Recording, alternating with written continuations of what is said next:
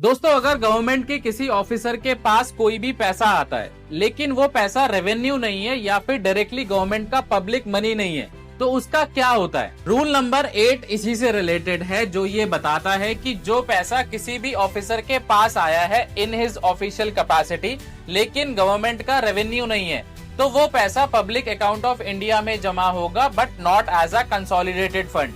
और ऑफिसर्स ही नहीं, पॉइंट नंबर 2 इस रूल का ये कहता है कि सुप्रीम कोर्ट ऑफ इंडिया या किसी भी कोर्ट के पास जो भी पैसा आता है एक्सेप्ट स्टेट हाई कोर्ट, उनका भी सेम ट्रीटमेंट होगा, वो भी पब्लिक अकाउंट में ही जाएगा। आइए आपको एग्जांपल के साथ समझाता हूं। अगर किसी केस में सुप्रीम कोर्ट ऑफ इंडिया ने किसी पार्टी को एक सिक्योरिटी डिपॉजिट रखने को बोला, वो पैसा गवर्नमेंट के रेवेन्यू अकाउंट में नहीं पब्लिक अकाउंट में डिपॉजिट होता है। रूल नंबर 8 का पार्ट 2 क्या बोलता है, इन पैसों को किस हेड ऑफ अकाउंट में दिखाया जाएगा और कैसे विड्रॉ किया जाएगा, ये सब गवर्नमेंट अकाउंटिंग रूल्स 1990 और रिसिप्ट्स एंड पेमेंट रूल्स 1983 के थ्रू डिसाइड होता है। सिंपल वर्ड्स में समझाऊं तो हर पैसा जो गवर्नमेंट के सिस्टम में आता है उसका सही जगह पे सही तरीके से रिकॉर्ड होना जरूरी है, चाहे वो रेवेन्यू हो या फिर नॉन रेवेन्यू।